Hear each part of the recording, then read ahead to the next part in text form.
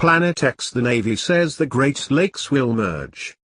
Welcome to Mystery Focus YouTube channel. Please subscribe and share if you enjoy this show. To be underwater coastal areas up to a couple hundred feet above sea level, because well, we have the major Great Lakes, you know. It says, well, I didn't talk about the Great Lakes. Here's what the Navy says about the Great Lakes. The Great Lakes will merge to become one Great Lake. The state of Wisconsin will be part of it. By the way, state of Wisconsin, we basically underwater, and this Great Lake will be all extended all the way up to Hudson Bay, creating a new inland sea. So I don't know if you're familiar with Buffalo in the Rochester area, so those would basically they'd be underwater then most likely.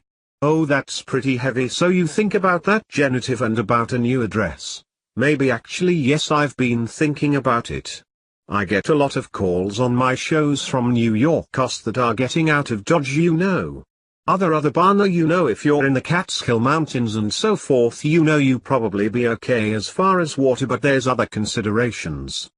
The main one being millions of refugees escaping these low-lying areas, right? And then it would probably be an island, the Catskills. They may very well be. The maps of Word that we review doesn't show that happening, but there's going to be. These maps are not perfect, by the way. They're based on the best evidence we've got. But do you overestimate or do you underestimate? Well, I take a Navy at their word, and they basically drew lines based on where they believe the new water levels are going to be up to. There's two parts to this water, by the way.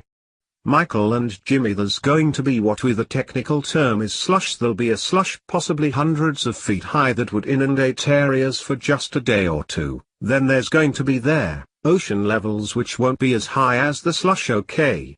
So around the new ocean levels, and then the land will be unlivable. Well, here's what you need to think about: broken infrastructure, no potable water, millions of refugees in some parts of the areas of the East Coast is fairly densely populated. From Washington, D.C. to Boston is basically one big city, yes, with tens of millions of people. Many of those millions will have time to figure out what's going on and get out of Dodge and become refugees. It would not be a pretty sight. I know that New York State has, the last I knew a couple of years ago, it was like 5% a year.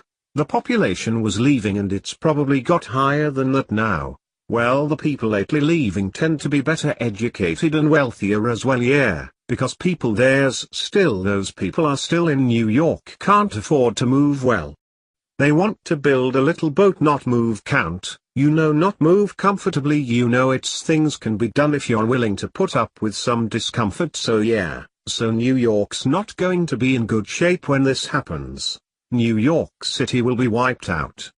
New York State, upstate, in the higher regions, the real estate will be okay, but you've got a lot of refugees, you know, in that densely populated area. And upstate New York is about as densely populated as where I live. But you're not that, you're less than a tank full of gas from millions of people. Yeah, that's for sure. So that answer your questions, Genevieve, or do you have more? No, I didn't order. Okay. I have one more. Oh my God, we're okay. Where did you say that the naval people are going? They're going to the Arkansas-Missouri Ozarks, which is the southern half of Missouri and the northern half of Arkansas. If you do a Wikipedia search on Missouri Ozarks, you'll get a nice little map that can show you the whole region. Just put Ozarks in Wikipedia and you get a real nice map in about 2 seconds. Okay, great, yes, a lot. Do that, Genevieve, and send me an email and tell me what you find it. Okay. Alright, thank you very much for calling. Good night, you too. Thank you. Okay, bye bye. So that was a hello Genevieve from New York State, and she a little worried, and then good reason to be, and it's good to see that people will take this serious. I know I do. I know something's coming, and I believe 100%, and I don't know what my future holds here. And I, like you, say, you know, the whole East Coast, and I'm on that East Coast, and alright, might not be a good place to stick around in the very near future. Well, the Navy veterans have made their choice. I teach concealed carry training, Michael, in every class between August of 08 and January of 09. I had at least one veteran that had personal knowledge because of these briefings. Well, that's good enough reason for me. Let me tell you so. Okay, I have another caller here, so I will take one more call. And 803 area code, you are on late night in the Midlands. Oh, hello, Amina, you are?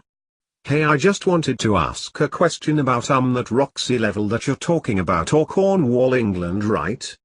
Yes. Do you think the water level will come up 100 miles inland? What I think doesn't matter, sir. The US Navy says yes, because I live in Columbia, South Carolina, somewhere next to the radio show. We have this area called the Sand Hills where obviously the water was up this far at one time. I'm just worried that it'll happen again. Well, it's kind of funny you mention it. If you flying in a small plane over the Missouri Valley River, you can see where the water used to be. It's real clear where the water used to be at one time, even though, and you can do a Google is something called Google Earth, and it will allow you to find the elevation above sea level of any place on the planet real quick, real easy.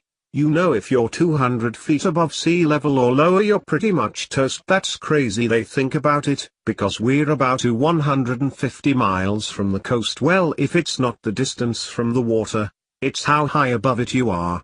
You could be right next to the ocean, but if you're 1,000 feet above sea level, you're probably going to be okay. You're good at one. That's just crazy. You can't even fathom that thought, or I can't, but oh no, it happened before, and it's certainly no doubt that as in fact a friend of mine went out west. So these big flat-topped mesas out west. He found Tisha, he found seashells laying on top, just laying there. Wow, and they haven't been laying there for millions of years.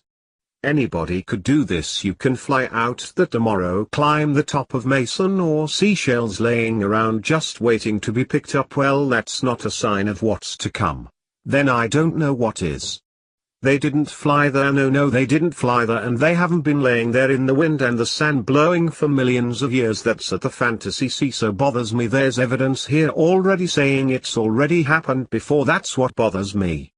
There's a series of book written by Dr. Valor Kausgame of 1950s and early 60s about these events, and what he did was travel around the planet and make personal observations. What you're talking about, sir, because the evidence is all over the planet to be observed even now. Are there going to be global earthquakes, or it's just going to be where there's actually fault lines, or these fault lines just going to spread rapidly?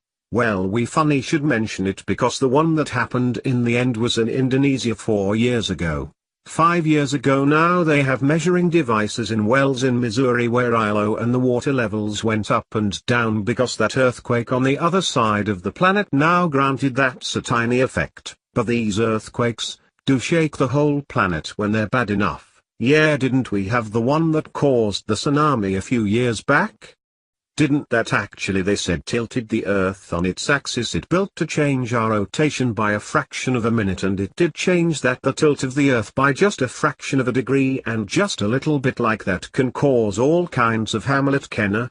Well, that little bit didn't hurt us too bad. If it was several degrees, it would hurt a lot because it disrupted that water. It would be a massive problem, and then that's what we're looking at, and I'm not too distant future. Okay. So Billy, do you have any other questions, or do you read it now? I'm going to hide in my closet, man, because there's just too much scientific evidence that makes everything truth that scares me.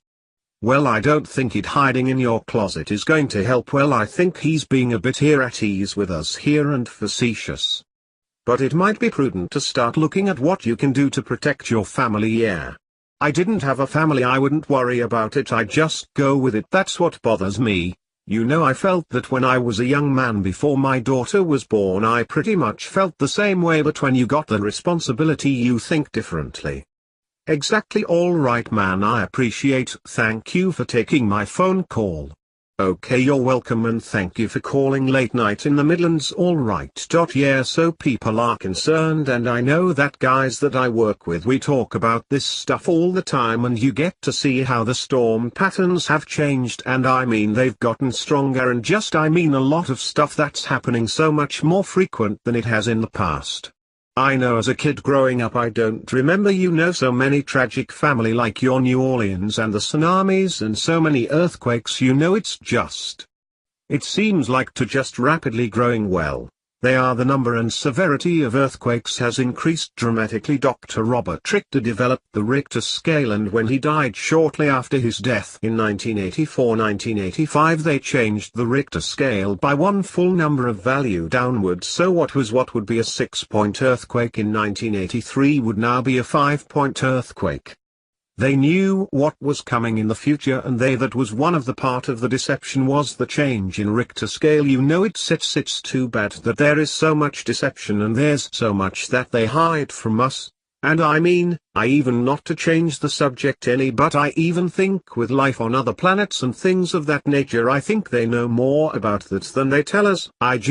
It's too bad. They expect me to trust them in office, and they can't be truthful with us, and it's a shame. Well, the first thing I asked my audience, Michael, in a live presentation, I asked the following question: would federal government of the United States of America lie to us? Absolutely, of course they would. And then everybody laughs and chuckles and answer head, yes, of course I would.